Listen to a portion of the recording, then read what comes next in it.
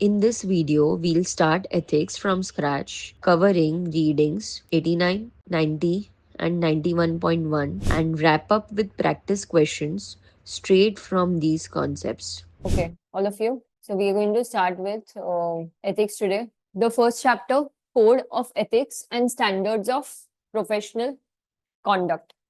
Okay, now my question to you is, what is the importance of this subject from your exam point of view? Do you all know the weightage of ethics? 30? Right? So you can, if you're taking the upper limit, it's 20%. It goes till 20, which makes this very important from your exam point of view. Why? Because you consider 10 subjects. Even if you are giving equal weight to each subject, 10% is the weightage. But this subject is taking double. Yes or no? Right? And that's why this is again one more pattern that we have observed, that if you're not getting a good score, so if your score is very poor in ethics, we have seen students not clearing their exams. Are we clear, all of you? Right? So keeping this in mind, let's start with ethics. Now, my question to you is, what is ethics? What is ethics according to you? Sorry, code of conduct. Directly jumping to code of conduct. Okay, so in a very simple language, no, it is something that is classified as good or bad. When we say good or bad, it means it is accepted by the society or it is not accepted by the society. Right? So, for example, any organization. So, let's say you go to school. There are certain rules and regulations that you have to follow. Yes or no? Something that is acceptable there and something that is not acceptable. Right? Similarly, when you're going to college, you have the same thing. When you're going to a birthday party, you can't wear your school uniform there. Yes or no? Right? So again, there is a different set of rules that you have to follow. Are we clear? Right? So when we say something is ethical means what? That it is acceptable and this is what you are supposed to do. And something is not acceptable means it is unethical in nature. Right? So it is not acceptable by the community or the society. So in that case, what will happen? In that case, there will be some repercussions. They are going to face you, let's say, charge you with some fine, penalty. Maybe they are going to take your CFA or membership back. Something like this is going to happen then. Are we clear? Right? So now our institute. Okay, so this is what our fraternity. Okay, when we are doing the CFA course, when we are already, let's say, when we have cleared all 3 levels of CFA and now we are working as a CFA charter holder, na, you belong to this community. So now, in general, when you're going to interact with clients in the market, now the clients are going to have something in their mind that this is what this, let's say, so and so member is going to follow. Okay, and what is this? This is the code of conduct that the institute has given us. Okay, so institute is now saying that anyone who is a part of this CFA program, someone who is, let's say, a student. So is it applicable to me? I have not yet cleared CFA. Level 1 or level 2, level 3, anything. I am only studying.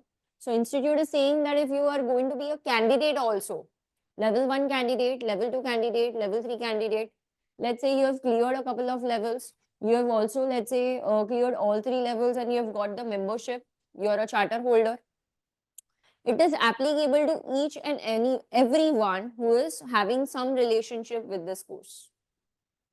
Okay, everyone, members or candidates, everyone is going to follow this. So because after clearing level 1, you can get a job, no?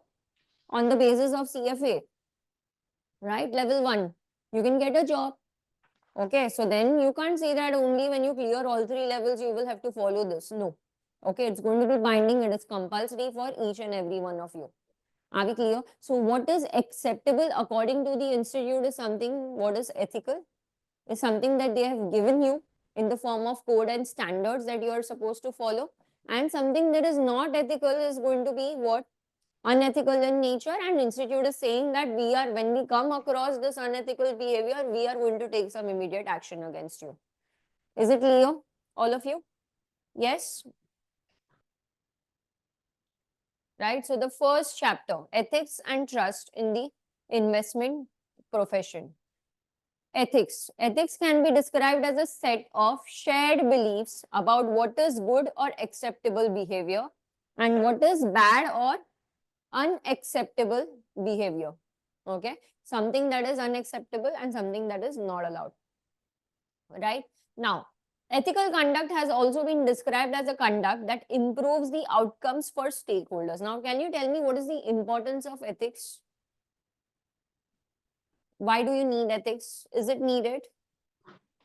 Right, so after the crisis, 7-8 crisis, after a lot of scams happening in US, in India, and in other countries also, now the focus of the shareholders is only to invest in companies that are ethical in nature.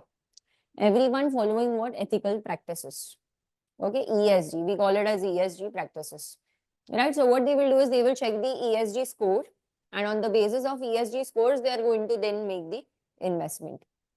Getting this? Right, now, when you start working, let's say after clearing a couple of levels, you start working, you get a job. Okay, so first of all, let's discuss what are the different types of job opportunities that are available for you as an individual.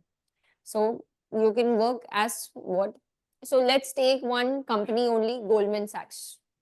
Right, now can you tell me what are the work opportunities there, different types of roles that they have? One is investment banking, very good. Okay, so let's start with a very basic thing. There will be a sales team first. Sales team is going to, talk to clients, investors, and accordingly bring them on board. Yes or no? So you can be a part of that team. Yes, this is one thing, that is sales, marketing or sales. Second, now when they are going to bring clients on board, you can work as a portfolio manager. Yes or no? Wealth management business, portfolio manager. When you work as a portfolio manager, what are you going to do? You will be managing the whole portfolio for your clients, right? So you will be yourself doing some research, and there can be an in-house research department also who is going to do full in-depth research and accordingly circulate in the company that this is the company, we give a buy recommendation on our observations and all. So the research team there is going to do what? The whole research work. You are a portfolio manager, so you are going to go through the findings and all of the team. Okay, the report that they have circulated, you will check those reports in detail, and you will check your client risk and return preferences also, what your client is okay with when it comes to investing, how much risk he wants to take, how much return he is expecting from the portfolio. You will do all of this, and accordingly you will be adding what? Stocks to your client's account. Yes or no? Right, now, if you are yourself not doing the trading, there will be a trading desk also. You will just call them and you will say, for this so and so client, okay, so and so demat account, just add this stock in this quantity. Right, so there is a trading team also. Trading team is going to do this buying and selling work. Yes or no? Apart from this, there is an investment banking team also. When we say investment banking department, okay, what are they going to do? So they are going to ensure that the supply matches the demand. Right, so if a company wants to come up with a very big issue, they will go to them, and the company will say that please help me to reach the clients. Right, my shares that I'm going to sell on so and so date, I want maximum clients to come and buy. So this is something that IB is going to do, facilitate the whole deal. Are we clear? So and there is one more proprietary trading desk. Can you tell me what is a proprietary trading desk, guys? Yes, perfect. Okay, so it's like the company is also going to have some liquid cash which they also will invest in the market. So when we say proprietary, it means they are trading on their own account.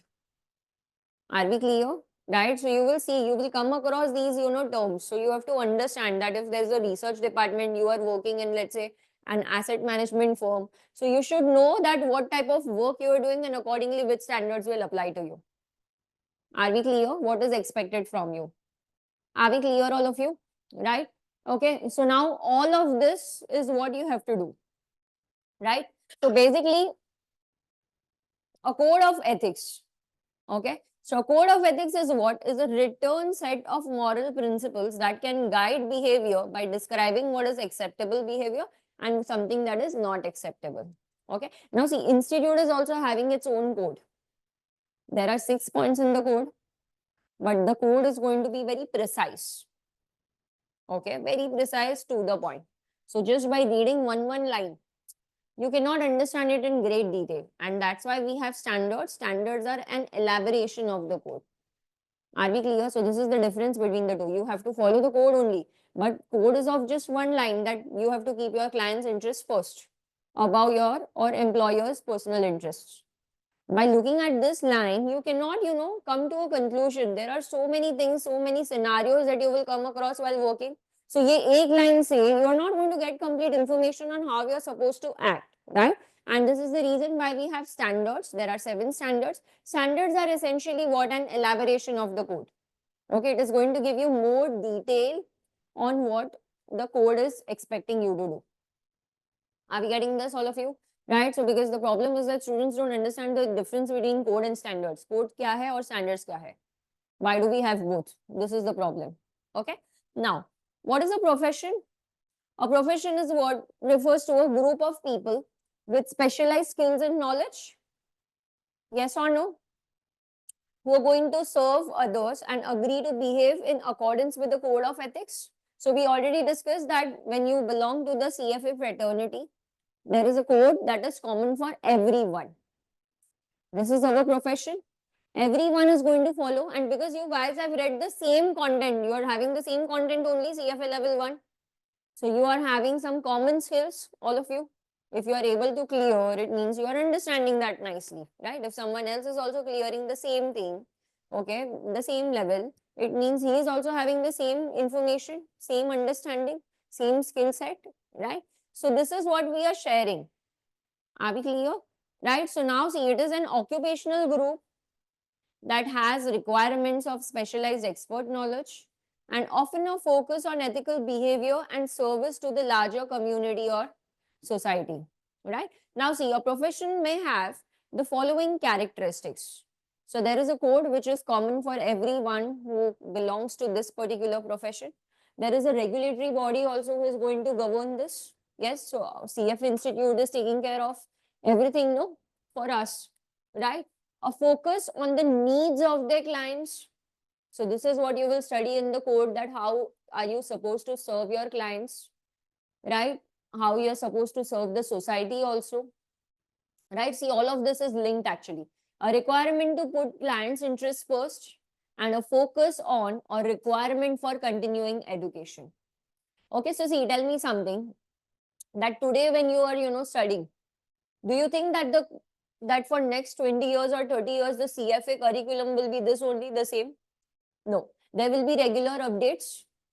Yes or no? And these updates will be based on what? The practical changes that you are having, no, in the society, in the whole economy, right? So if there's something going on, they feel that it is very important for students to know all of this, and accordingly they will regularly update your content. Okay, so even when you have not studied this, it is your responsibility to go through all of this in the future. You can't just say that because मेरे time पे वो नहीं था तो मैंने नहीं किया, मुझे नहीं आता. Okay, this is not how you can escape from that type of work.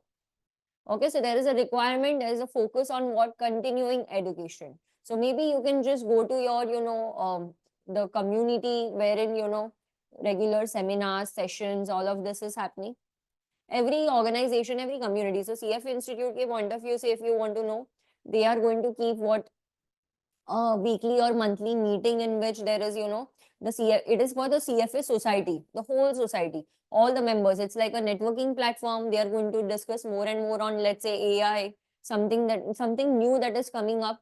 So this is again needed, okay, for you to know that what all new things are happening in the whole economy. Are we clear? Right? Yes, all of you. Now, before I start with the next part, I want to just discuss this with you. Okay, so see, why are we taking ethics very seriously? It's because when you get a client today, you've started, let's say you got a job, you've started working for your employer, and now there is a new client for you. Okay. Does the client know you personally? No, the client doesn't know you personally. This is one thing, right? Second, okay, even when he doesn't know you, he's keeping his hard earned money, his savings with you. He's giving that to you. Yes or no? So he's expecting what? That you will take proper care of his money and you will ensure that his money is growing and he will get what he thought, something that you have promised him to give. You are able to deliver. Yes or no? Right? Now you tell me something, okay, that if you think that this is not my money now, so I can just take risk if I want. I'll take more risk, I'll gamble, I'll see what I can do. Right? Okay, so you can't have that type of attitude. Why? Because if you lose his money, the client is not going to have any trust on you, right? And later on, he will just close his account there with the employer. Employer is also not having clients, employer is also not having work, so employer is going to fire you, right? And employer is also not having any making any profits, right? So he is also not able to actually have his own business. You are also fired from work. Apart from this, now the so he will at certain point stop investing in the market. And if all of this happens, no, the client is no longer having trust. The markets will only not function if nobody is investing. See, when the domestic investors are investing in the market, you will see that foreign investors will also come and they will also invest their money. But if no one is having that confidence in the Indian markets, markets will also not grow, the whole economy will not perform. So all of this is going to have what a major impact on the whole society, whole economy. Are we clear, guys, all of you? So this is the reason our profession works on the basic principle of what? Trust. Okay, that even when they don't know you, they come to you. Okay, so even when the clients don't know you, right? The clients are the whole our whole profession is working on this concept of trust only, right? They don't know you, but still they are trusting you. Okay, and on the back of the mind, they also know that because you are a CFA charter holder, you are going to follow your code and ethics. Are we clear? Right? So this is the whole problem. Okay, see, investment professionals have a special responsibility because they are entrusted with their client's wealth. It is your responsibility. Okay, so now when you are working for your client, now you shouldn't be having that type of attitude that this is not my money now. So even if we lose, it's fine. Client is losing money. Okay, you have to treat that money as your money only, and accordingly, you have to think twice before investing. So will you take this much of risk with your money? If your answer is no, you cannot trade on your client's account also. Are we clear? Yes, all of you, right? So you have to think twice before investing. You have to keep yourself in your client's shoes and accordingly you have to invest his money. You cannot take a lot of risk. You cannot, just play with his money. Are we clear? So the responsibility to use their specialized knowledge and skills to both protect and grow clients' assets makes ethical standards all the more important. Are we clear? Yes, all of you? Right? Now, if you fail to act in an ethical manner, what will happen? It is not only like your client is not only going to lose his money, but apart from this, okay, it is going to have a problem on what? The investment firms also, right? And finally, everyone will stop making use of such services. So all the investment firms are going to have the same problem then because of you, one or two people not behaving ethically. Finally, at some point in the future, now see, client is not having that much of expertise to evaluate which stocks to invest and invest, no. So client, what will the client do? That I don't trust anyone, the investment managers. Okay, so I don't want to lend my money to them. Apart from this, I don't want to invest only in the market. Okay, so this is a big problem then on the whole economy. Now, can you tell me a couple of reasons why would someone not behave ethically? To make more money. Yes. Personal interests. Personal Okay. gains. Okay. Okay. Okay. Personal benefits. Clients' money as their own money. Okay. Okay. Okay. Now see, understand. First thing is that sometimes, there are some personal problems. Okay. Your mother is, let's say, not feeling well. You have to, just your salary is not sufficient basically to take care of the medical expenses. So in this case, what you will do is you will justify yourself. You will work unethically, and you will then say that okay, this is the last time that I'm doing. Next time onwards, I'll take care. I'll make sure that I'm not behaving unethically. This is one thing, right? Second is what, because sometimes of peer pressure, someone who is actually not your colleague is trading on some insider information and is forcing you to do, right? So this is again one more reason why you can behave that way. Third, can I say that your employer is sometimes, the targets that he is going to set are unachievable. The targets are quite unrealistic, unachievable. So in the normal course, when you are working, okay, you are not in a position to earn that bonus. Okay, so you know that okay, this much of target I'll be able to meet only when I work unethically. So in such cases, to earn that bonus, you will be working unethically. Yes or no? So this is again one more reason why you can work, unethically, all of you. Yes or no? Right? Okay. Now, because clients of investment professionals rely on your experience, expertise, judgment, okay, many of the characteristics of a profession we have described will apply. Okay, so now understand. Ethical principles are of great importance because clients often do not have significant knowledge about the financial securities, right? So if mutual fund, normal mutual fund also, they will not be able to evaluate in which mutual fund should I put my money. Are you getting this? Right? And this is the reason why we have two types of standards. Okay, one is what? Suitability standard, and the other one is what? Fiduciary standard. Okay. Now my question to you is, can you tell me what is the difference between the two? Suitability versus fiduciary. Okay, so let me tell you. So what institute is saying, okay, is that if the suitability standard is not applicable, no, then by default fiduciary standard will be applicable. Okay. Now one more thing. Okay, so when I say suitability, suitable means what? According to your preferences. Yes or no? Right? Now see, suitability standard is basically a standard that is of less restrictions.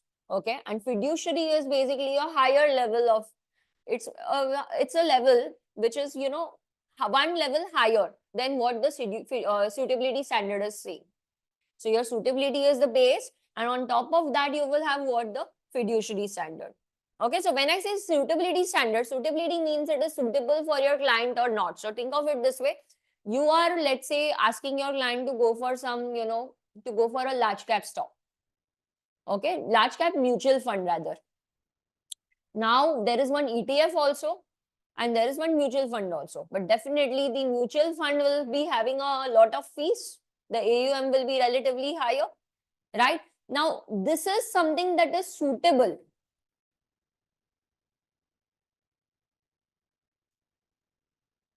This is something that is suitable for your client. Understand? Suitable in the sense, for suitability standard, now you have to first check the risk and return preferences of your client. How much wealth does he have? Is he willing to take risk? Is he able to take risk? All of this in detail. What are his current goals? Any restrictions on his portfolio account? All of this in detail you are going to evaluate. Okay, on that basis you decide that okay, investing in large cap stocks is something what we can do. Your client is fine also with that, right? But the two funds that are available to invest, no, one mutual fund is having a fee of let's say 1.2%, and the other mutual fund, other ETF rather, is having a fee of 0.2%. So according to suitability standard, if your client is having that much of ability to pay, na, you will obviously select the mutual fund with a slightly higher fee if you're getting commission on that. Yes or no?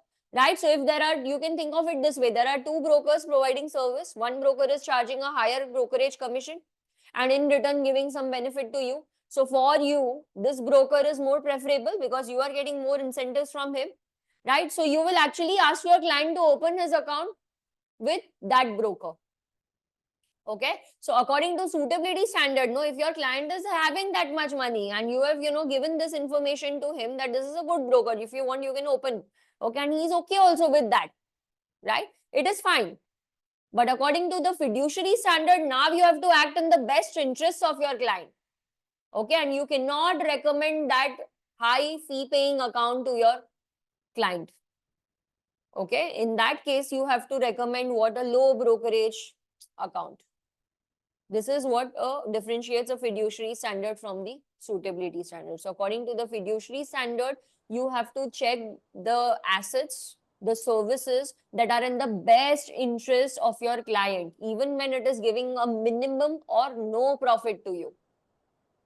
Right? But this is something that the suitability standard is not. Suitability is only checking what if it is suitable. Okay, then yes, it is fine. Even when your client is paying a higher fee to you, he's fine with that. Okay, to chalega. Suitability standard is still okay. But fiduciary is what's like, it's more stricter. Are we getting this, all of you? Uh, Yes?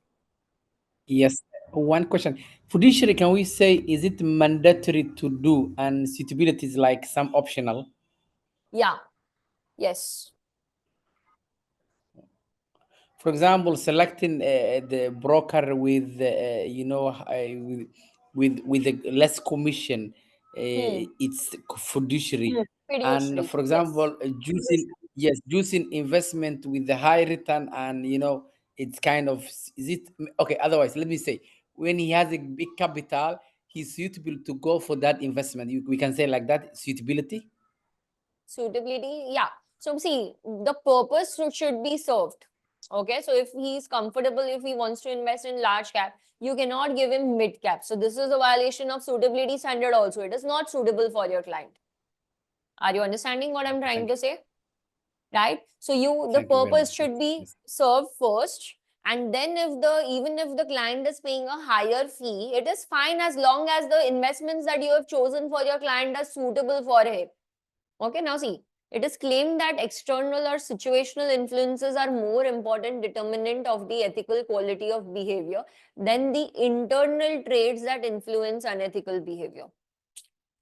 Okay, so see, external or situational influences are a more important determinant of what the ethical quality of behavior, whether that an individual is working ethically or not. Situational factors actually are going to pressurize him more to work unethically than the internal factors. Okay, so this is what we already discussed. Social pressure from others, yes or no? Right? Loyalty to an employer, supervisor, organization, co-workers can also cause individuals to act in unethical ways. Yes or no? Right? Okay. So these are a couple of reasons why an individual can work unethically. Now, my question to you is: does ethical mean me?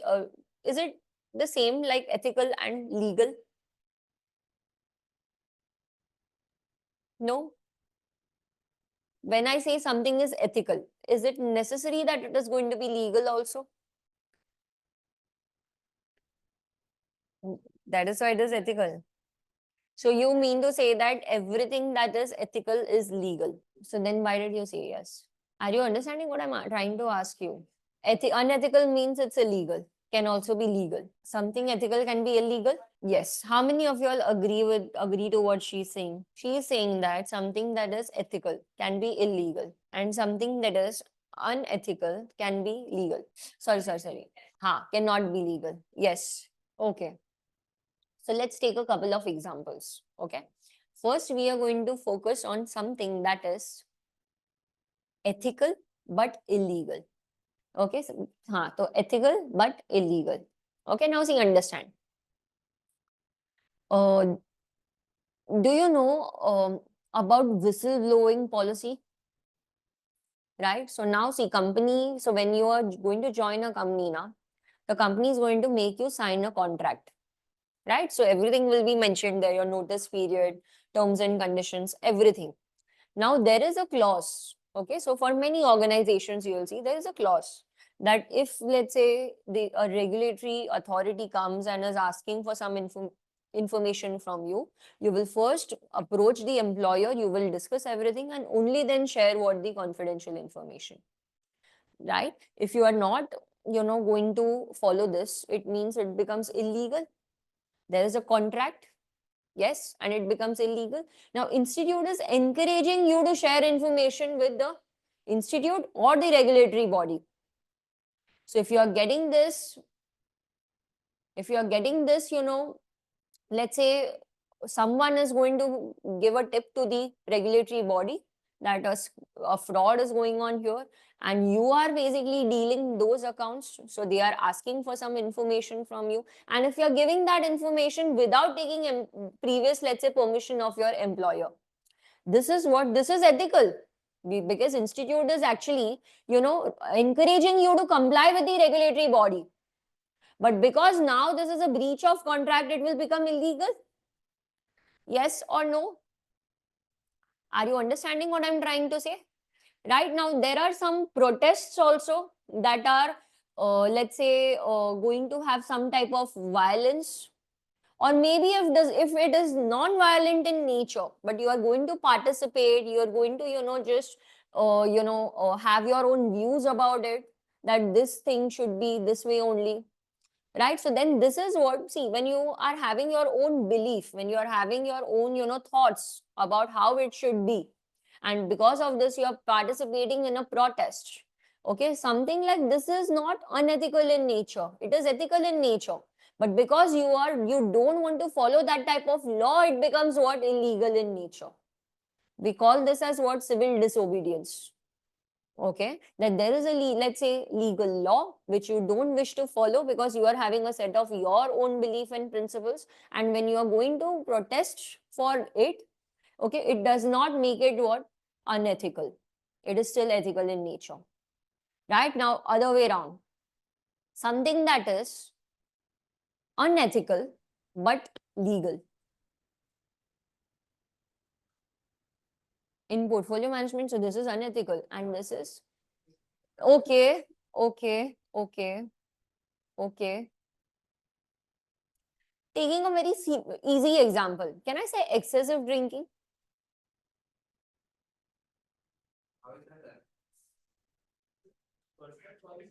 So at work, you cannot have this type of behavior.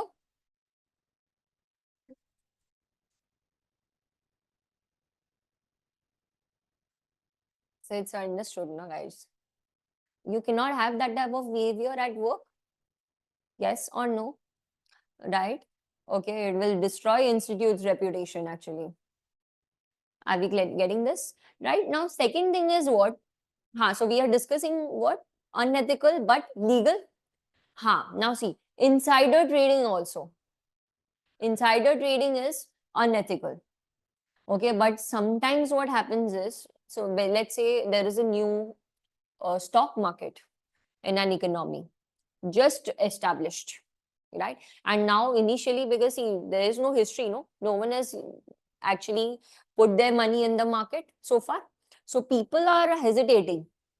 Okay, they are thinking twice that let's wait for some time, let's see how it is working, and accordingly later on we will decide if we want to put in our money or not, or otherwise they are finding some other sources to invest, right? So now to encourage people to invest in that particular market, now the regulators are saying it is fine, you can trade on insider information also. As of now, we are not having any rules. Okay, we are not going to punish you for anything, and this is only to encourage, because they want more and more people to participate, more and more people to invest in that particular market. Are you understanding? Right? So something like this is then what, legal in nature, but institute is not allowing you to work based on, to invest based on insider information. Okay, so according to CF Institute, it is going to be unethical in nature. How about asymmetric information for the investment decision? I think sometimes it's illegal for the company have this information, but ethically because they have the information, but they're not disclosing to third part. Can we say that unethically but legal? No, no, no, Oh, na. So okay. what you are trying to say is company is having more information than the shareholders. This Yes, is please. this is like non-symmetric information. This is non-symmetric. So company, so see, Okay. so basically, see, the whole point here is, see, you having more information than me. We are not debating on that. Yes. Okay. We are actually, Okay. we are only, see, it's very simple here to classify that information is private or public. So if you are having more Okay. information, but again, if that information is public, then it is totally fine. There's no problem with that. But if when you are Oh, working as an analyst, you come across some sensitive insider information, now till the time that information is not disseminated to the general public, you cannot work on that information. okay. Okay.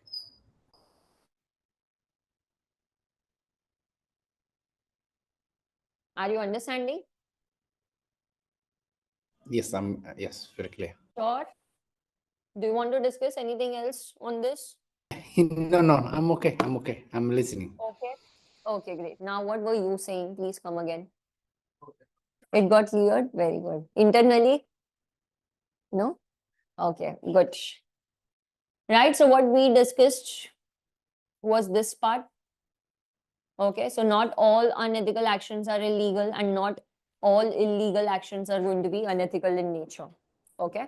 So, Right. there Uh, is, I, I, I, I have one question. Sorry. yeah, For, tell for me. Western blow programs, Huh. sometimes organization need to protect for the interest of the company. But sometimes can we say, because I'm confused, because normally organization they have that policy Western blow.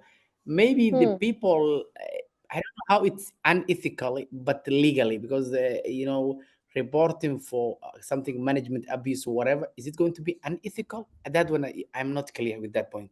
Western below, is it No, no, no. ethically, That is will it be, illegal? so it will be ethical, but it will be illegal. So, if you are sharing, so see, again, see, uh, actually now when you want to just distinguish between legal or illegal, no, it depends on the whole contract. Now this contract is something that is going to be very unique, so every organization is going to have their own unique contract, right? And if Yes, you're but I'm not able saying, to, in this, huh, yes, in this scenario, for me, I worked with the bank, and actually we had a Western Bellow channel, and the people they give email to report any incident or manage if management overriding. I don't know whether illegal can, because it's already in the policy and disseminated to the all employee, and then may. But for me, I'm believing it's vice versa, because report is like reporting such kind of activity. Maybe people, some people, they're feeling immoral, but it's illegal because the company, the board of director and the company, they said that the organization, and that is strategy too, because they have the policy and they are reporting exactly to that email. So I don't know whether illegal point coming, but the moral wise, yes, you sometimes you doing actually backfiring with your management. That's I believe in that scenario from that point. yes, Ah, yes, yes, that is true, and it is going to be illegal in that case.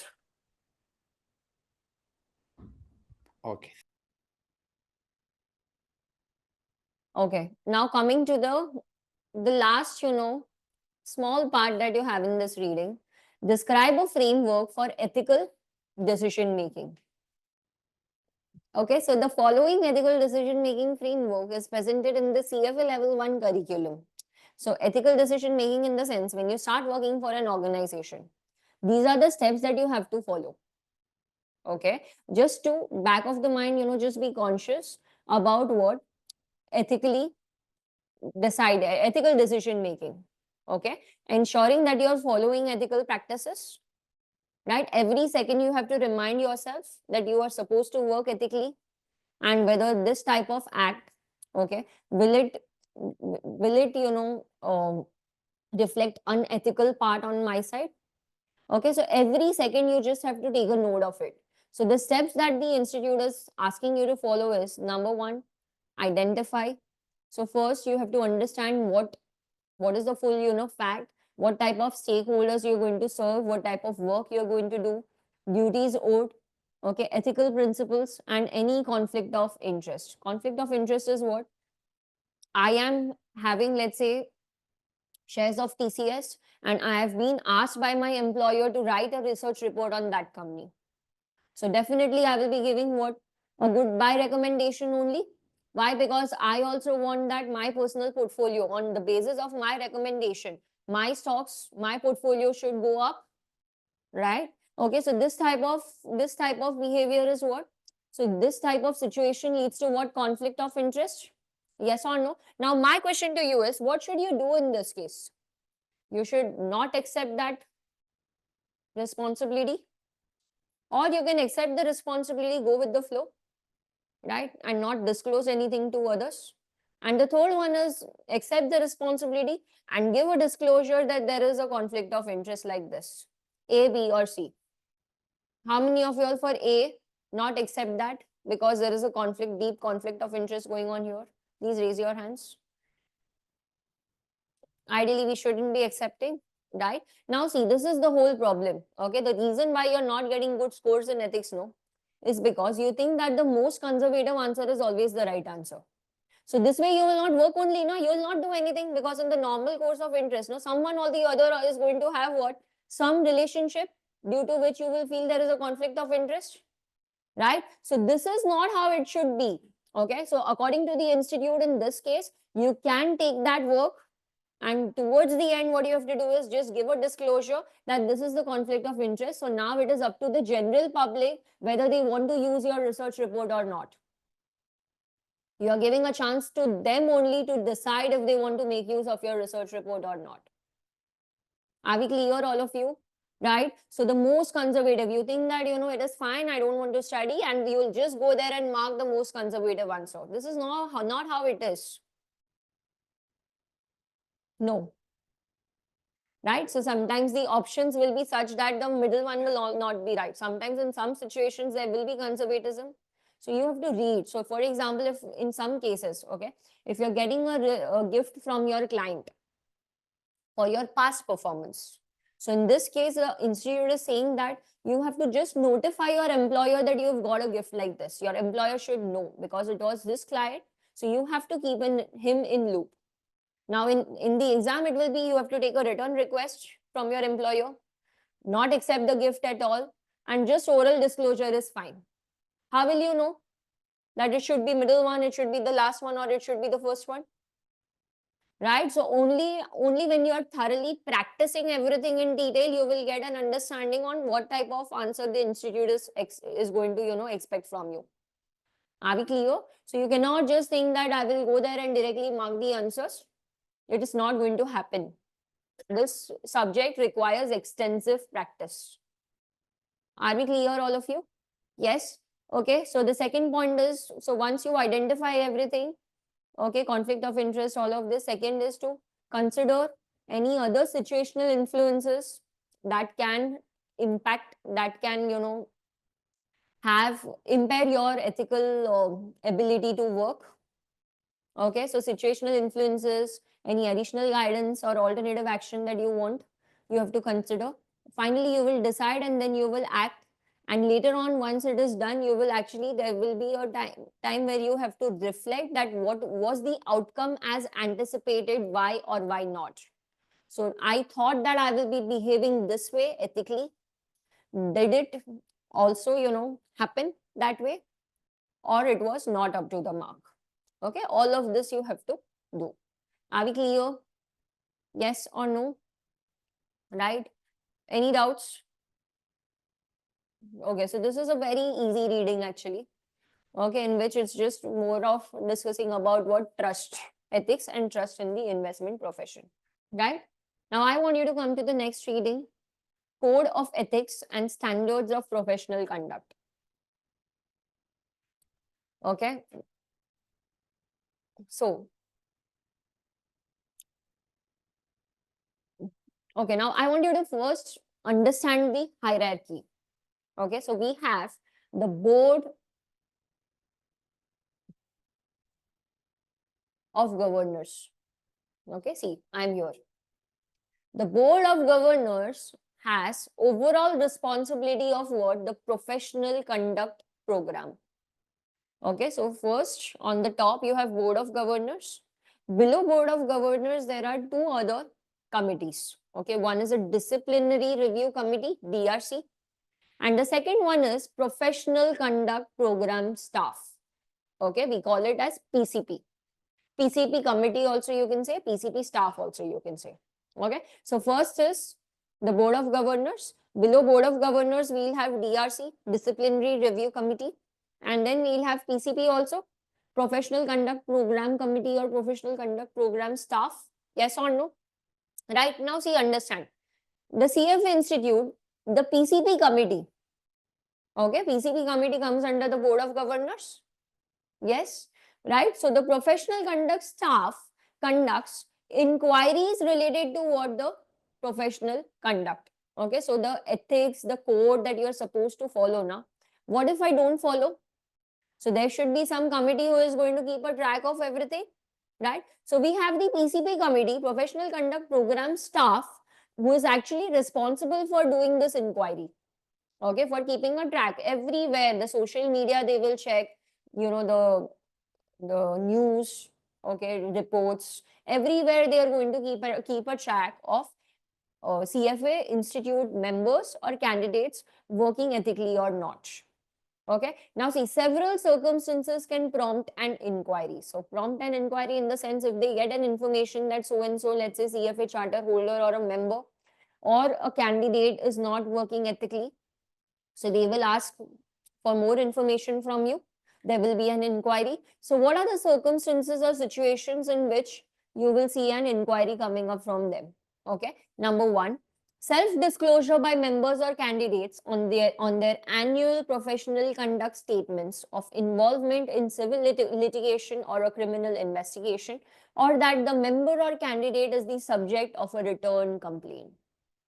Right now, see, my question to you is self-disclosure. So the first point is about self-disclosure. So when I say self-disclosure, it means obviously you are only going and you are only disclosing this information to the institute that you have done this type of crime in the last 6 months or last 1 year, right? Now, how are you going to inform this to PCP guys?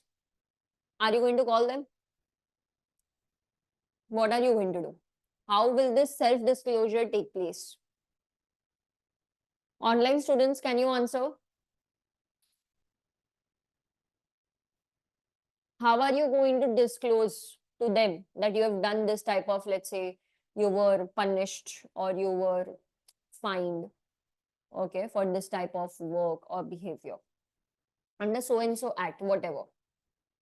Show evidence, but how? Make of how? How is it going to happen? Maybe colleagues that can give a good word. Colleagues, okay. So then that is this point now. Point number two, your colleagues are going to reply, give information. Point number two is what? Written complaints received about a member or candidate's professional conduct. So definitely, you know, someone who's closely working with you, someone who's having a personal problem with you is going to complain, right? But this is what? This is self-disclosure, Megaf. So are you understanding that this is information that you are supplying to the institute? Yeah. Written explanation. Okay, now understand. Okay, how many of you all have registered for the exam? Very good. You know, when you were filling the form, there was one last section there. They were asking you, were you convicted of so and so crime? Right? Were you a part of money laundering under so and so act? Everywhere you ticked what? No, no, no, no, no, and then you moved on to the next page. So if there you are going to take yes for anything, no, they will get that information and accordingly they will start what? An inquiry against you. Are we understanding? Yes or no, right? So this is how you are going to do self-disclosure to them. And now what if you are a member? You have cleared all 3 levels. So members also annual basis, they will be getting the same form that they have to submit. Okay, so this way a member also can give information on what they have done during the year. Okay, so on this basis, on this information, what will they do? They will start an inquiry. Why would someone do? Because otherwise, if you are not disclosing and if they come to know some way or the other, then they will take definitely. Right? Okay. Point number. So then they will evaluate the severity of it. right? And accordingly, they will come to a conclusion, right? Now, point number 3 is what? Evidence of misconduct by a member or candidate that the professional conduct staff received through public sources such as media, article, or broadcast. So, this is like in the newspaper. You've done a very big crime, and on the front page, there's a big picture of yours. Okay, and below it's written your name and you are a CFA charter holder, right? So this is what this is basically going to destroy their reputation.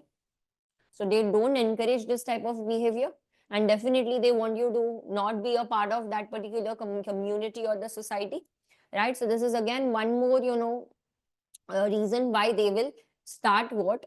An inquiry. Okay. Fourth, a report by a CFA exam proctor of a possible violation during the examination. Now, during the examination, as you know, there is a concept. So earlier we used to have pen paper based exams, right? Manually we had to, tick the answers. So that time when the proctor was saying time's up, you cannot, your pen should be down. Okay. And then also you are circling, fast, let me just complete a couple of questions, right? So in that cases, they will take your paper and they will take your names also, and you will be disqualified from the exam. Now it is what? Now it is actually computer based, no? So by default, the computer will only submit your test. You're not given any extra time. But if you're found, let's say, carrying chits in the exam, right? Also, copying, right? Okay, or sharing solution with your partner, someone who is sitting next to you. All of this is not allowed. It is unethical.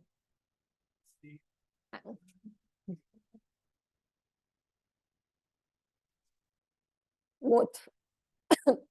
So you can't do. Okay. And the last one is what? Analysis of exam materials and monitoring of social media by CFA Institute. Can you tell me why is point number 5 needed?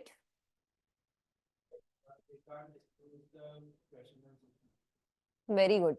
Okay. So according to the CFA Institute standard, no, you are not allowed to disclose the type of questions that were asked in the exam. Why? Because you are giving a paper today. There is a window. Tomorrow, someone else in Dubai is going to write their exams. And you are posting on social media.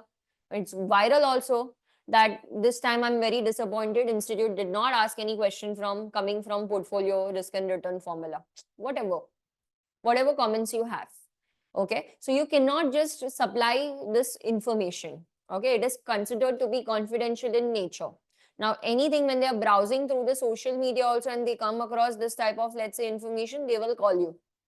There will be an inquiry and accordingly some strict action will be taken then. Are we clear, all of you?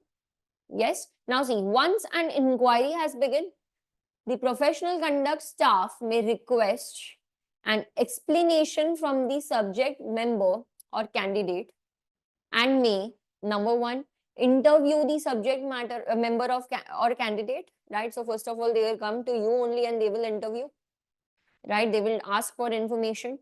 Second, if someone has filed a complaint against you, then they will speak to them also. So they will interview the complainant or the other parties for more information. Third, they will collect documents and records that are relevant for what the investigation. Okay. Now, once they evaluate everything, what will happen? Number one, they will decide that you are not guilty, right? That you purposely, you did not intend to do something like this. It's unintentional in nature. Yes or no? Right? So in such cases, generally they will issue what? A cautionary letter. What is this? It's like a warning that this time is fine because it was unintentional, but next time you have to take care of this. Next time it shouldn't be happening. Okay. No disciplinary sanctions are appropriate. Okay, that means you are innocent. The complainant there was a false complaint that was filed by him. You are innocent. Right? And if you are actually guilty, then they will be taking some disciplinary action against you. 3 things can happen. Are we clear? Right? Now, in India, we have the concept of what? High Court and Supreme Court. Right? So if there is a judgment, okay, of the High Court that you don't accept. Okay, so in that case, you can just appeal to the Supreme Court. You can go to the Supreme Court. Similarly, here also, if you're not okay with what the PCP, Professional Conduct Program's conclusion, okay, you feel that still you're not guilty. So in such cases, you can appeal to the DRC, Disciplinary Review Committee. Okay, can I say DRC is also below the Board of Governors? Yes or no, right? But then the decision of DRC is going to be final. Then you can't go again to the Board of Governors. Okay, so whatever the decision is of DRC will be final and you have to then, follow that. Are we clear?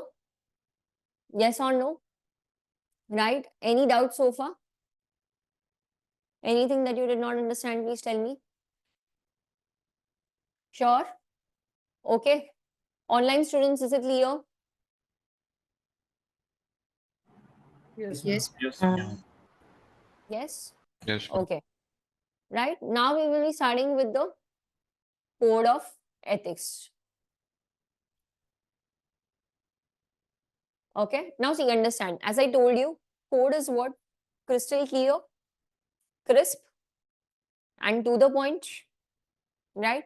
But just by reading the code, you will not understand. There will be n number of situations that you're going to come across in the future while working. So you basically don't know how to behave when you're handling that type of situation. So in such cases, the standards will come into picture. The standards are going to be an elaboration of the code. Okay, the standards will actually tell you how you should be behaving when you're facing that type of situation, right? So let's understand the code of ethics. As I told you, we have 6 points in the code. Now there will be one more question that you can see in exams. Which of these is not a part of code? So one will come from standards that you have to choose. So you should know that what is in the code and what is in the standards. Are we clear? Don't mix the two.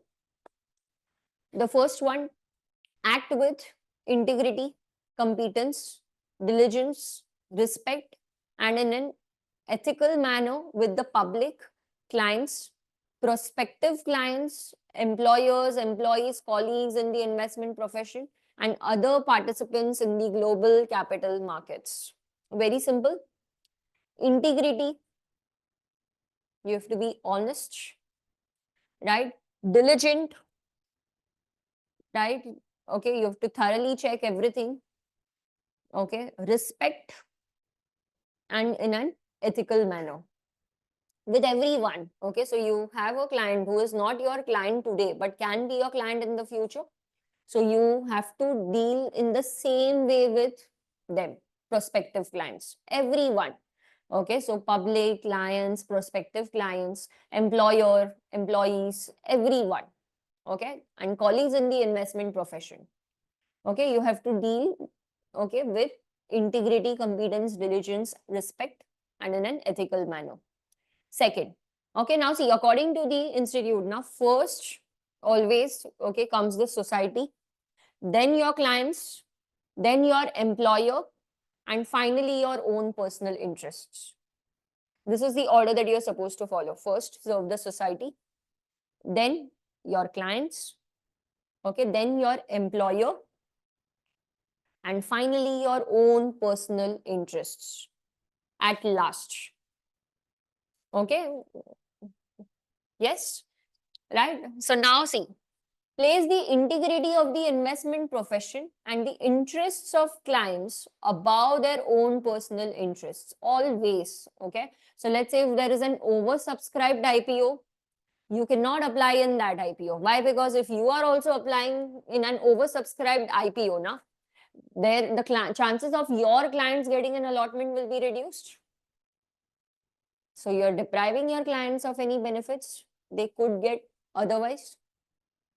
Okay, so institute is not encouraging that. Institute is saying you have to give first full complete benefits to your client, and only then you applying in an undersubscribed IPO is still fine. Oversubscribed not allowed. Why? Because otherwise it will deprive your clients. No, your clients' chances of getting an allotment will become lower. Right? Okay. Third, use reasonable care and exercise independent professional judgment when conducting investment analysis, making investment recommendations, taking investment actions, and engaging in other professional activities. What is this point trying to say, guys? Okay, all of you. So we are going to start with ethics today. The first chapter, Code of Ethics and Standards of Professional Conduct. Okay, now my question to you is, what is the importance of this subject from your exam point of view? Do you all know the weightage of ethics? 30? Right, so you can, if you're taking the upper limit, it's 20%. It goes till 20. Which makes this very important from your exam point of view. Why? Because you consider 10 subjects. Even if you're giving equal weight to each subject, 10% is the weightage. But this subject is taking double. Yes or no? Right? And that's why this is again one more pattern that we have observed, that if you're not getting a good score, so if your score is very poor in ethics, we have seen students not clearing their exams. Are we clear, all of you? Right? So keeping this in mind, let's start with ethics. Now, my question to you is, what is ethics? What is ethics according to you? What you have to do? Independent professional judgment. In anything, while doing investment analysis, making investment recommendations, okay, taking investment actions, and engaging in other professional activities. Next, practice and encourage others to practice in a professional and ethical manner that will reflect credit on themselves and also the profession. So when you see your colleague not working ethically, you have to encourage him or her to also to work ethically actually. Right? So this is how you can, you can reflect credit on your, identity also and on the profession also. Right? Promote the integrity and viability of the global capital markets for the ultimate benefit of the whole society. Right? Okay, so all of this, when you do, it is going to promote the whole society, no? More and more trust they have, they will be investing in the market, and accordingly things will grow. Finally, maintain and improve their professional competence and strive to maintain and improve the competence of other investment professionals.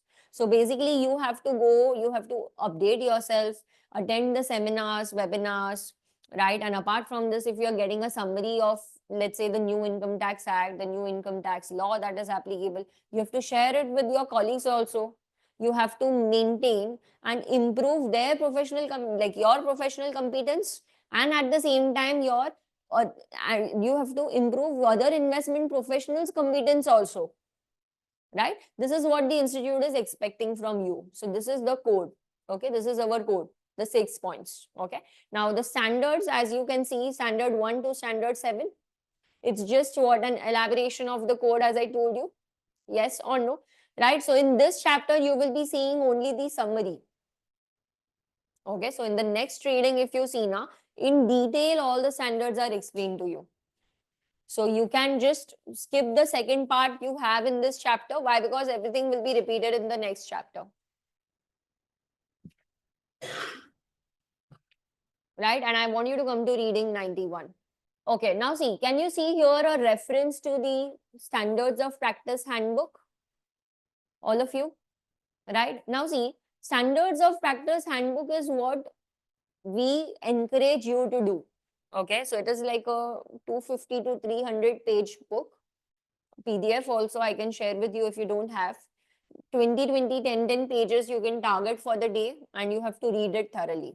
Okay, so again, why? Because students who are scoring more than 80% in ethics, no, they are thoroughly reading the whole PDF. Okay, so because they've discussed everything in detail with the examples there, no, that 200 to 300 pages handbook, everything in detail is discussed there. Okay, so when you are marking the answers also, when you come across some similar situations, you can very confidently mark you can take the right answer. Okay, so basically they are also, see, you should carefully read the Standards of Practice Handbook. Okay, multiple times in preparation for your level 1 exam. Almost 15 to 20% of your questions will be coming from the books only. So you can read this also.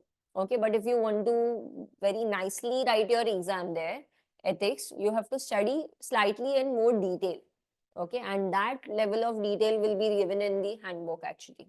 So I will be sharing the handbook also PDF on the group, so that if you want, you can download and you can just start reading. Okay. See, when you're going through this also, na, content from the Schwezer books, you will be able to mark your answers there, but not each and every answer.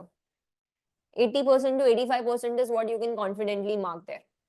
Again, with after sufficient practice, not merely on the basis of reading once from the book.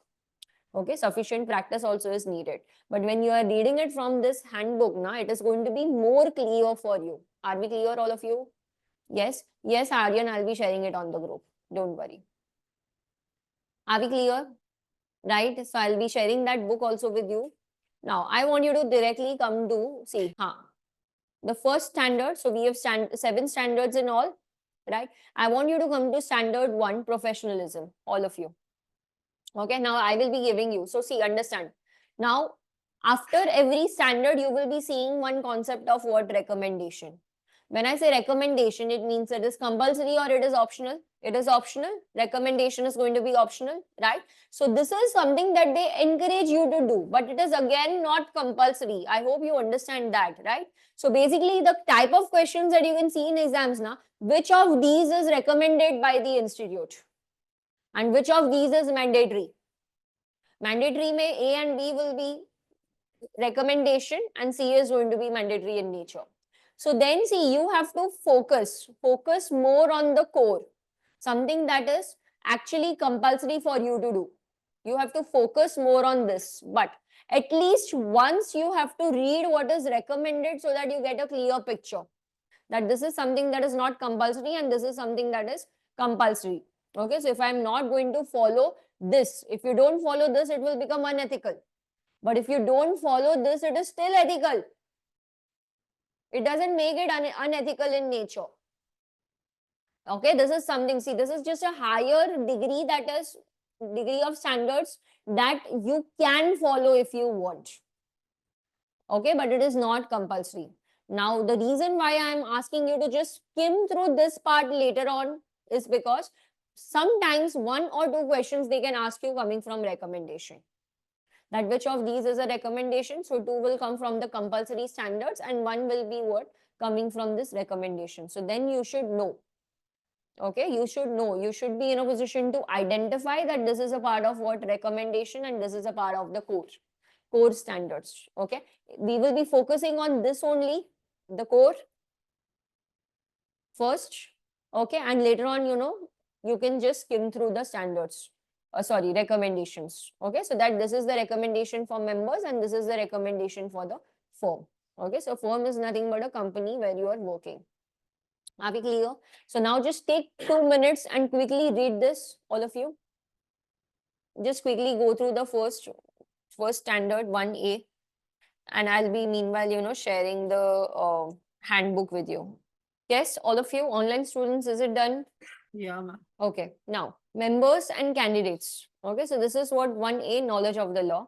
Members and candidates must understand and comply with all applicable laws, rules, and regulations of any government, regulatory organization, licensing agency, professional association governing their professional activities. In the event of conflict, members and candidates must comply with the more strict law, rule, or regulation. In the event of conflict, this part is very important. So when we say event of conflict, what does it mean? Legal, illegal. Very good, very good, very good, perfect. Okay, so see, let's say you are based in India. Now you are having a client in India, but your client wants to invest in US. So the Indian laws will be different. The US laws will also be different sometimes, right? So if there is a conflict of interest in that case, you have to follow what the more stricter law. So let's take one more example. In Indian law, as per Indian law also, we are permitting what? Insider trading. US law also, they are permitting insider trading. But is our code permitting insider trading? CF Institute code or standard? No. Okay, it is not allowed. So in this case, you will follow what? Stricter of the two. Okay, so stricter in the sense you will be first checking the laws in that country, this country, and then you have to compare it with what? The code. Okay, whatever is the stricter one, you are going to choose that and you have to follow that. Okay, and why? Because this way we are being more ethical. Are we clear? Yes, you can't say that because it is allowed in US, I will also trade based on insider information. No, right? Okay. Members and candidates must not. Okay, Kushi, is it clear now? Members and candidates must not knowingly participate or assist in and must disassociate from any violation of such laws, rules, or regulations. Okay. Knowingly, you don't have to participate. If you know that something like this is happening, okay, then you have to disassociate from that particular activity. Are we clear? Yes or no? Right? You have to not be a part of that activity basically. That violates what? Laws, rules, or regulation. Okay, now the standard is very straightforward. Don't violate any laws, rules, or regulation that applies. This includes what the code and standards also. Are we clear? So always you can't just check that country's law and this country's law. You have to also incorporate what code to it. Okay, and you have to check if the code is more strict, then you have to follow the code. If the code is less strict, then you will follow the law of the country that is very strict. Are we clear? Right? A member may be governed by different rules and regulations. So this is again the same thing. So the country in which you are residing, the country where you are doing the business, the country when you are going to deploy your funds, follow the most strict of these, or put another way, do not violate any of the three sets of rules, regulations, and laws. Okay, you don't have to violate any of these three. So automatically you will follow the highest one. Yes. Right now, see, if you during work, if you see your co-workers or clients, right, violating what the laws, rules, and regulations, first of all, you see, CFA Institute only encourages members and candidates to report the violation. It is not compulsory. So sometimes they will say that you will ask a question to you that you saw that a violation is being is taking place here. Because you did not report it to the CFA Authority Institute, it becomes unethical in nature. It's not unethical. Institute is only encouraging you to report. Okay, institute is not forcing you to report all of this. You are encouraged to report. Are we clear? Yes. Okay, now see.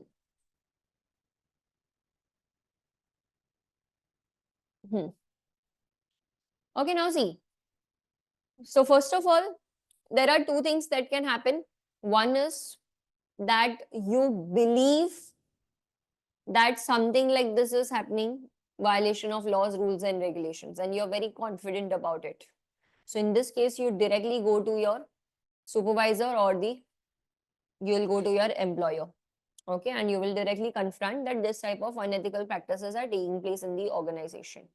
Okay, now if the employer is not taking any further steps, or if the employer is forcing you also to be a part of it, in that case, what you will do is you will just not be a part of that activity. You will discontinue working on that particular activity. But if this is not possible, the employer is still forcing you to be a part of it. So in that extreme case, you have to resign. Are we clear? Yes. So first of all, you'll go and you'll bring that matter to your employer's attention that something like this is happening. And then your employer should take some steps to ensure that they don't work unethically, they don't violate the laws, rules, and regulations. Right? But if your employer is not doing anything, you have to disassociate yourself from that activity. If that is not possible, your employer is asking you also to be a part of it, in an extreme case you have to resign. Are we clear? But if you are only suspicious that maybe they are not following the laws, rules, and regulations, so you're suspicious, you're not confident about it, in that case you will go to the legal counsel. Every firm is going to have a compliance or legal team, right, who is going to take this further and investigate, right? So if you're only suspicious, you directly go to them and you will ask them to then start checking. Are we clear? Yes, all of you? Sure. Any doubts, anyone? Okay. Now, coming to standard 1B, independence. What was 1A? Professionalism. And some of them are saying knowledge of the law, some of them are saying professionalism. Standard 1 is professionalism. 1A is what? Knowledge of the law. Right? What is 1B? Independence and objectivity. Yes?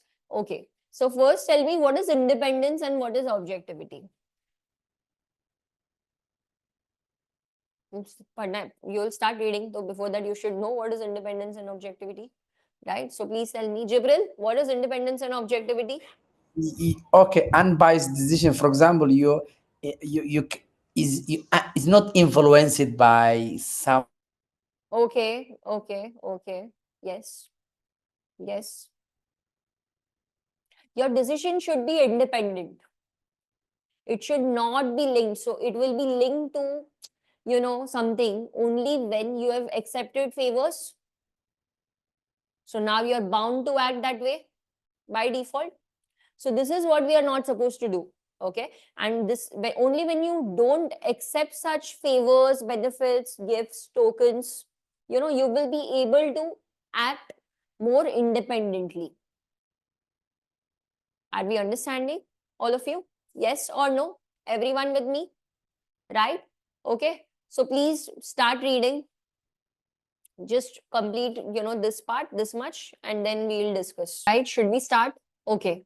Now, members and candidates must use reasonable care and judgment to achieve and maintain independence and objectivity in their professional activities. You have to be very, you have to be very cautious with this. Okay, so every second you should know that nobody is able to influence your decision.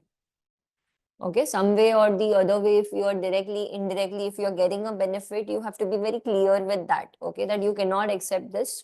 Why? Because maybe in future you get some work that is related to that particular organization, and then you have to work in an unbiased way. Okay, your decision will be biased only when you have accepted favors. Yes or no? So this is the reason why they are focusing, more on independence and objectivity. That members and candidates must not offer, solicit is again to ask for something, okay, accept any gift, benefit, compensation, or consideration that could reasonably be expected to compromise their own or another's independence and objectivity, your own or your employer's independence and objectivity. Okay, it shouldn't be compromised. Okay, and it will be compromised only when you are accepting favors, gifts, benefits, you have taken some compensation, right? So all of this shouldn't be there. Right now, analysts may face pressure or receive inducements to give a security, a specific rating, to select certain outside managers or vendors, or to produce favorable or unfavorable research and conclusions. Okay, members who allow their investment recommendations or analysis to be influenced by such pressure will be violating independence and objectivity. Yes or no? Right? So what they are trying to say is that sometimes when you're writing a research report, you will be getting a request that please, okay, just make sure it is positive. You are giving a buy recommendation because we are having so and so things, and definitely we will be doing something in the future for you. They are pressurizing you to do, right? So all of this should not happen. Are you getting this? Now, sometimes you are working for a credit department, let's say, rating agency, right? So definitely the companies are going to pay some fee to you, and they will ask you to provide a credit rating. So they will say that we will pay the double fees. Don't worry about the fees. That we will see later. Just give a very good credit rating to us. Okay. So if they are going to pressurize, okay, you cannot be pressurized actually. You have to make sure that it is independent. Okay. Yes. Okay. Now, see, I discussed this with you. Allocating shares in an oversubscribed IPOs to personal account is a violation. Right? And you will be seeing this duties to clients also, you will be seeing the same thing coming again. Now, normal business entertainment is permitted. Members who accept, solicit, or offer things of value that could be expected to influence the members or others' independence or objectivity are basically violating the standard. Normal business entertainment is permitted. So let me give you one example. Okay, you have been appointed to write a research report. Now, to write the research report in great detail, no, you want to visit that particular company's site, you want to check everything, you want to inspect, and then finally you want to come to a conclusion. You want to see the factory, the production taking place, you want to go to the competitors site also, and you want to just have a look on how things are operating everywhere. Okay, so now for this, let's say you've gone for a week there to that company, to the company's premises, for the company for whom you are writing the research report. Okay, one fine day, the management of that company is calling you to a seminar. Now, this seminar is basically for their internal people. So they are asking you also to go to be a part of it, in which the management is going to discuss a couple of things about the company, how they have performed for the year and the quarter, etc. So you go for that particular, you are going to attend the seminar. Now, towards the end, no, the company, the management is giving a small token to everyone, okay, in the form of a gift for attending that particular seminar. So let's say they have given a glass to you. Okay, so this is not going to when you are accepting a gift which is very small, nominal in nature, it is not going to compromise your independence. So for one glass, you cannot just write a buy recommendation for the company. Are you getting this? But what if the glass was of gold? Now, yes. But what if? No, so obviously, so you cannot say na that we give you lavish these things and you're saying I am still not influenced. No, na. You shouldn't be accepting it in the first place. Why? Because it is of very high value. Right? Okay. So you shouldn't be accepting that. Are we clear? So if you are then accepting the glass of gold, it means then that it can have. Yes, Jibril, please tell me. Yes, but here the gift. I think we need also the value of the gift. So, is it prohibited totally whether it's small or not? But or otherwise, we look the value of the gift. Yeah, so they are clearly saying na that normal business entertainment is permitted. Normal. So in the sense, it should be of a very small value, no? So even the pen, I can't accept one pen. Right, if it is a pen, if it is like a small, stationery or tool or item, some diary, something like that is given to you and to others also, the employees working there. But it is, again, it is very, small in nature. Okay, it is not going to have an influence. So for this, you cannot give a buy recommendation actually, right? Okay. But if they're giving you a Rolex watch, then Expensive yes. watch. Yes, okay, fine. You cannot accept it. Right, so now see, the standard is not giving an example of the items that are considered, let's say, more likely to compromise independence and objectivity, but it is up to us. Okay, we have to decide if, by accepting this, will it compromise my independence and objectivity or it will not? Getting this? Very clear. To others also, na. But it is expensive, so you can't. Maybe they will be adjusting in some way or the other way for their employees then. Right? You don't know now what is the policy and all. If it is expensive, you cannot take it. Very simple. Right? That you want to write a research report for which you are charging them, let's say 50,000. And in return, you are taking a valuables worth 1,50,000.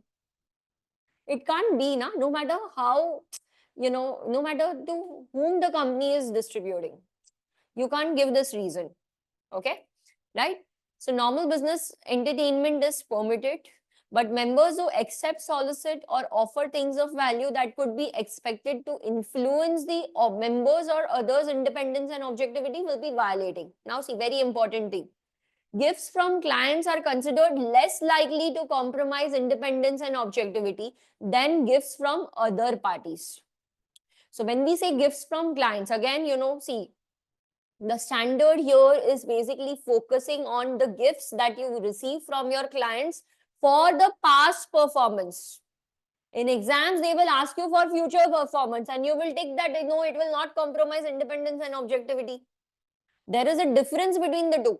Okay, when you're receiving a gift from your client, and if you're receiving it for your past performance, it is not going to compromise your independence and objectivity. Less likely to compromise. Okay, why? Because your client was expecting a return of 10%, you delivered a 20% return for your client, and you have smoothly taken care of all the liabilities that he had to pay during the year. So now the client is very happy, and because of which is giving you some watch or something like that. Again, not very costly. It can't be this way that you are giving a benefit of 2 lakhs and he's giving a gift of 5 lakhs to you. Right? So overall, again, when you check it, he's going to be at a loss only. Definitely the gift items worth will be what, 5,000, 7,000. Okay, so again, that amount is not disclosed here, but it is something that you have to understand. Okay, that he's giving a gift for what, your past performance. Okay, it is only because he wants to be, he's thankful, he's very happy, and that's why it is a token of appreciation to you. Okay, but the same gift if you receive for future performance, now it will compromise your independence and objectivity. Why? Because now at the cost of other clients, you are going to focus on that client only. You will focus on that client, you will work unethically. Why? Because you have accepted this gift from him, so you have to deliver a very good return to that client. Okay, so in exams, you have to check it very nicely. First, you have to check in detail that it is related to past performance or the future performance. And here they are discussing now, it's discussed about what the past performance. So members who accept, solicit, okay, gifts from clients. Gifts from clients are considered less likely to compromise independence and objectivity than the gifts from other parties. Okay. Okay, but again, client's gifts also must be disclosed to the employer prior to acceptance if possible, but after acceptance if not. Okay, very important. Disclose in the sense oral disclosure is also fine. There is no written disclosure mandatory. So again, very small question they will ask you, that because you did not take written consent from your client, from your employer before accepting the gift from your client, this is unethical in nature, and you will mark yes. Written consent is not needed, no? And that too, before accepting, the standard is saying that you have to disclose to your client, but it is not compulsory. What if at that time your employer is out of town, not reachable? You can accept the gift, and later on you can just give him a heads up that you have taken something like this before. Are we clear? Right? So at the time of acceptance, you have to disclose. If it is not practically possible, then after accepting, you can disclose. But again, oral disclosure will also work. Are we clear, guys, all of you? Yes, right? Members may prepare reports paid for by the subject firm if compensation is a flat rate that is not tied to the conclusion of the report. Again, very important. When you're writing a research report now, the company is going to pay some fee to you for providing this service. The company is asking you to write the research report. Why? Because your name is famous and people are actually keeping a track of your reports. Okay, people are investing based on your recommendation. So that's why the company is asking you to write a research report. Now for this, you are charging a fee to the company. Now this fee should be flat and it should not be linked to the conclusion of the report. Okay, so the company can't say that if you're giving, let's say, a buy recommendation, then we will pay you 1,50,000, but if it is a sell recommendation, then only 50,000. So this is then going to compromise your independence and objectivity. Yes or no? Right? And that's why the fee here should be what? Flat in nature. Are we clear? It shouldn't be linked to the conclusions, recommendations, or actions. This is we are discussing from institute's point of view only, Aryan. So illegal to aata hi nahi hai. It will not come only. Why? Because illegal, only when there is a contract between two counterparties, it will be legal or illegal. Okay, this is ethical or unethical. Okay, but this is going to be because institute is saying that if it is in the normal course of business, then it will be ethical in nature. You can accept, but you have to give a small disclosure to your employer. Are we clear, all of you? Yes. Now see, normal business entertainment is permitted. So let's say you are, think of it this way. Okay, that you are, so this point is basically, related to the example that I gave you. That you are writing some research report, and for that, they are giving you something in return. Expensive one, by default, you can't take. Right? Now see, this is very important. So if you read this, members or their firms should pay for their own travel to company events or tours when practicable, and limit the use of corporate aircraft to trips for which commercial travel is not an alternative. Okay, so let's say you are writing a research report for a client. Now the client is in US. To study everything in detail, to meet the management, to have in-depth discussion with the management team, you need to go there. Right? Now you can say that I will not be accepting any economy class tickets, because for me it's always business class, right? When you're flying. Okay, so see, first of all, what you have to do is, first you will check, okay, for the public transport, you will be paying for your transport and accommodation. Okay, so ma'am, what if my salary is only not that much? So in that case, you can get it reimbursed from your employer, but you will be taking care of your own travel and accommodation expenses. Are we clear? Now, sometimes, let's say if where your the location where your client is going to be now, okay, there the commercial means of transport are not available. So you cannot, go by normal, flight doesn't go there. Okay, so in that case, you have to, just take a private jet and you have to fly there. Okay, and for this, your client is saying that don't worry, because it is costly. We are going to take care of it. So in that case, it is fine, because other modes of transport are not available. But when everything is available, you can't say that I want that type of service only. Are we clear? Right? Accommodation also should be decent. Okay, so 3-star, 4-star also. But then you have to pay for yourself, or your employer is going to take care of it. Okay, when you are availing services from your client, and that to 5-star and 7-star, this is clear-cut violation of the standards.